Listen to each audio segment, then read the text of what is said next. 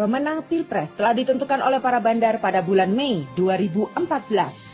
Pada akhir bulan Juli 2014, beberapa sumber meyakini adanya kecurangan pada Pilpres 2014, kecurangan yang terstruktur, sistematis, dan masif.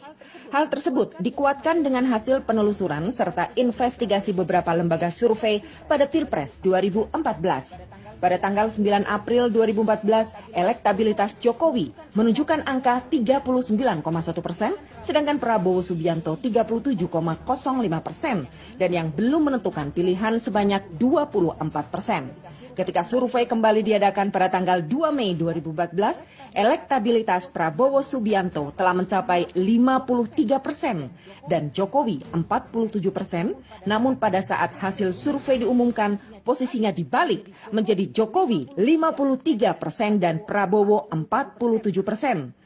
Hal ini tentu saja menimbulkan pertanyaan, kenapa pada awal bulan Mei berbagai lembaga survei sudah berani menentukan Jokowi menang 53%, padahal Prabowo belum deklarasi siapa pasangannya. Deklarasi baru dilangsungkan 20 Mei 2014 dan elektabilitas Prabowo terus meroket. Melihat kenyataan elektabilitas Prabowo terus meroket, menurut sumber yang dapat dipercaya, pada tanggal 9 Juli 2014 pukul 1 dini hari, 5 lembaga survei berkumpul di Jakarta Utara membahas kekalahan elektabilitas Jokowi dari Prabowo. Hasilnya, pada pertemuan tersebut mereka sepakat untuk memenangkan Jokowi pada quick count yang akan disiarkan Metro TV. Untuk itu, masing-masing lembaga survei meminta bayaran 100 miliar. Saat quick count disiarkan Metro TV pada pukul 13.06, posisi Prabowo berada pada angka 52,85% dan Jokowi 47,15%. Masuk break untuk menayangkan iklan dan penyanyi cantik selama 6 menit, namun keanehan terjadi saat quick count dibuka kembali. Posisi perolehan suara berbalik dan posisi terakhir di mana perolehan suara Jokowi menjadi 52,85%, sedangkan Prabowo turun menjadi 47,15% hanya dalam tempo 6 menit. Keanehan lainnya terlihat ketika posisi perolehan suara tidak ada perubahan dan tidak ada fluktuasi hingga quick count ditutup pada pukul 6 sore. Padahal proses penghitungan suara di wilayah Indonesia bagian Barat baru dimulai. Kecurangan lain juga terjadi pada sistem IT KPU, di mana seharusnya server KPU hanya bisa diakses oleh komisioner KPU, justru dengan gamblangnya bisa diakses oleh semua anggota KPU, serta beberapa celah yang bisa dimanfaatkan oleh orang yang tidak bertanggung jawab. Celah yang pertama adalah email anggota KPU, di mana 6 dari 7 email address komisioner KPU yang aktif digunakan adalah alamat email gratisan. Pertanyaannya, kenapa KPU menggunakan alamat email gratis yang mudah diretas oleh hacker?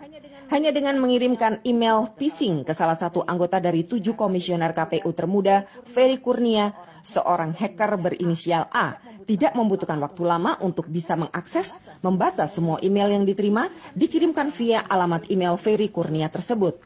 Komisioner KPU dan merancang IT KPU tidak bersikap profesional karena mereka seperti membuat segalanya begitu mudah untuk siapapun yang mempunyai niat tidak baik untuk masuk ke dalam sistem IT KPU.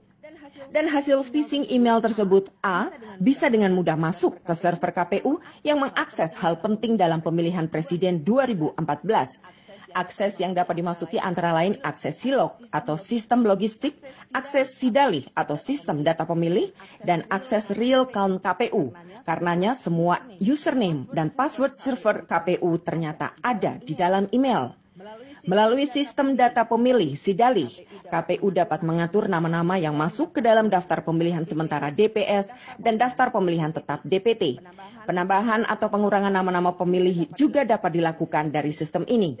Dari hasil penelusuran tersebut di atas dapat disimpulkan bahwa pemenang Pilpres 2014 sudah ditentukan pada bulan Mei 2014 dengan mengunci hasil Pilpres 2014 yaitu Jokowi 53% dan Prabowo Subianto 47% melalui sistem IT KPU.